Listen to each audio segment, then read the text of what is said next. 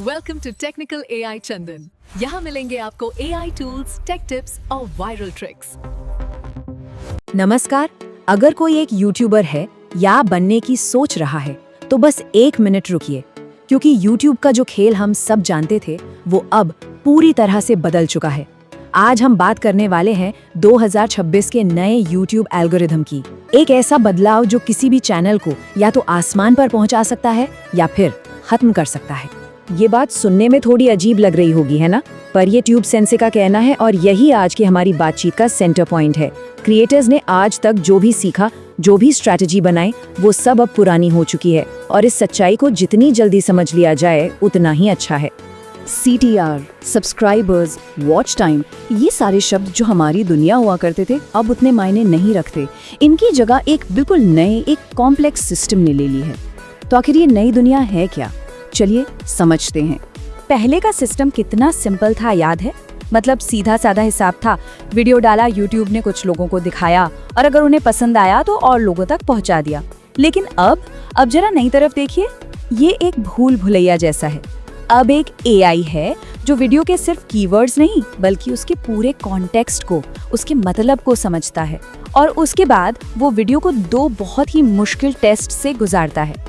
तो अगर पुरानी चीजें काम नहीं कर रही हैं तो अब क्या काम करेगा? आज का एल्गोरिदम 3 नए और बहुत ही पावरफुल पिलर्स यानी स्तंभों पर खड़ा है और इन्हें समझना ही कामयाबी की चाबी है। पहला पिलर है सर्च एडेप्टेबिलिटी। कीवर्ड स्टफिंग का जमाना गया। अब टाइटल और टैग्स में सिर्फ शब्द भरने से कुछ नहीं होगा। यूट्यूब का जेमिनी AI इतना स्मार्ट है कि वो वीडियो के पूरे सार को समझता है। मतलब अगर AI को ये क्लियर कट समझ नहीं आया कि ये वीडियो असल में है किसके लिए, तो वो उसे शायद किसी को दिखाएगा ही नहीं। और अब आता है सबसे बड़ा, सबसे जरूरी बदलाव। पहले हम सब वॉच टाइम के पीछे भागते थे कि लोग हमारी वीडियो कितनी देर तक देख रहे हैं, लेकिन अब YouTube को इससे ज्यादा फिक्र है सेशन टाइम की। मतलब आपका कंटेंट देखने के बाद क्या लोग YouTube पर और समय बिता रहे हैं? क्या वो आपके कंटेंट की वजह से प्लेटफॉर्म पर बार बार वापस आ रहे हैं? और तीसरा और आखिरी पिलर है इमोशनल वेलोसिटी। इसे नया ऑडियंस रिटेंशन समझिए। अगर ऑडियंस का रिटेंशन ग्राफ एक सीधी लकीर जैसा है तो ये एक खतरे की घंटी है। YouTube अब ये देख रहा है कि वीडियो में ऐसे कौन से पल हैं जहां ऑडियंस कोई इमोशन महसूस करती है, जहां वो एक्साइटेड होती है या कुछ रिवाइंड करके दोबारा देखती है। बिना इन इमोशनल स्पाइक्स के वीडियो एल्गोरिथम की नजरों में टेक्निकली डेड है। तो इन नए पिलर्स के आधार पर YouTube हर वीडियो को परखता कैसे है? इसे एक अग्नि परीक्षा समझिए।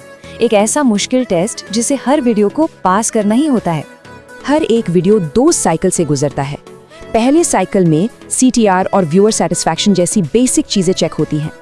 अगर वीडियो यहाँ पास हो गया तो वो पहुंचता है दूसरे और ज्यादा मुश्किल साइकिल में। यहाँ परखे जाते हैं रिटर्न व्यूअर्स, इमोशनल रिटेंशन और सेशन टाइम। और अगर यहाँ फेल हुए तो चैनल की ग्रोथ पर एक फुल स्टॉप लग सकता है। तो ये टेबल एक तरह से इस पूरे बदलाव का निचोड़ है। देखिए कैसे कीवर्ड्स की जगह अब कॉन्टेक्स्ट ने ले ली, वॉच टाइम की जगह सेशन टाइम ने और नॉर्मल रिटेंशन की जगह इमोशनल रिटेंशन ने। सब्सक्राइबर्स से ज्यादा जरूरी हो गए हैं वो लोग जो सच में कंटेंट में इंटरेस्टेड है। तो अब सवाल ये है कि इस नए खेल में जीते कैसे? घबराने की बात नहीं है, क्योंकि हर मुश्किल का एक हल होता है। और अब हम बात करेंगे क्लियर 3 लेवल के गेम प्लान की, जो इस नए एल्गोरिथम को क्रैक करने में मदद करेगा। चलिए इसे एक एक करके समझते हैं। सबसे पहले लेवल 1, ये वो बुनियाद है जिसके बिना आगे की इमारत खड़ी ही नहीं हो सकती। ये सबसे जरूरी पहला कदम है। लेवल 1 का सिर्फ एक ही मकसद है, AI को ये सिखाना कि ये चैनल है किसके लिए।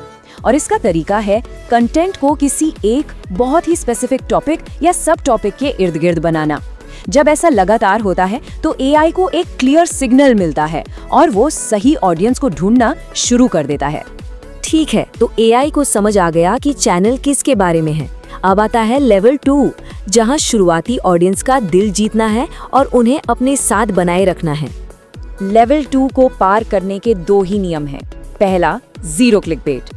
थंबनेल और टाइटल में जो वादा किया है वीडियो में उससे बेहतर डिलीवर करना होगा। इसी से व्यूअर सेटिस्फैक्शन बढ़ता है। और दूसरा, स्क्रिप्ट एकदम कसी हुई होनी चाहिए। ऑडियंस को एक पल के लिए भी बोर होने का मौका नहीं देना है। और अब हम पहुंचते हैं फाइनल लेवल पर, लेवल 3।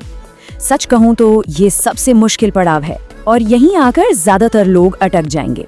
वायरल होने के लिए 3 एडवांस्ड स्ट्रेटजीज काम आती हैं। पहला, कंटेंट की सीरीज बनाइए ताकि लोग अगला एपिसोड देखने वापस आएं। दूसरा, एडवांस्ड स्क्रिप्टिंग का इस्तेमाल करिए, जैसे पैटर्न ब्रेक्स, मतलब एडिटिंग या कहानी में अचानक बदलाव लाना ताकि वो इमोशनल स्पाइक्स बने। और तीसरा, एक फिक्स्ड शेड्यूल पर वीडियो डालिए ताकि ऑडियंस को पता हो कि नया कंटेंट कब आने वाला है।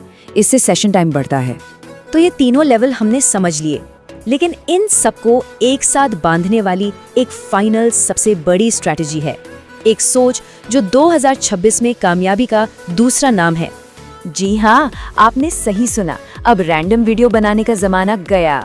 ये नया एल्गोरिथम असल में YouTube को एक नए जमाने का टेलीविजन बनाने के लिए डिजाइन किया गया है। जरा सोचिए, एक टीवी शो में क्या होता है? उसमें एपिसोड्स की सीरीज होती है। हर एपिसोड इमोशनल इम्पैक्ट के लिए बनाया जाता है और उसका एक फिक्स टाइम होता है जब लोग उसे देखने आते हैं। आशीष चंचलानी, ठगेश राजमानी जैसे बड़े बड़े क्रिएटर्स पहले से ही यही मॉडल अपना रहे हैं। वो अब सिर्फ वीडियोस नहीं बल्कि पूरे शोज बना रहे हैं। तो अंत में बस यही एक सवाल है जिस पर हर क्रिएटर को सोचना चाहिए, क्योंकि 2026 और उसके बाद YouTube पर वही राज करेगा जो दर्शकों को सिर्फ एक वीडियो नहीं बल्कि एक पूरा अनुभव देगा, एक ऐसा शो जिसके लिए वो हर बार वापस आना चाहें।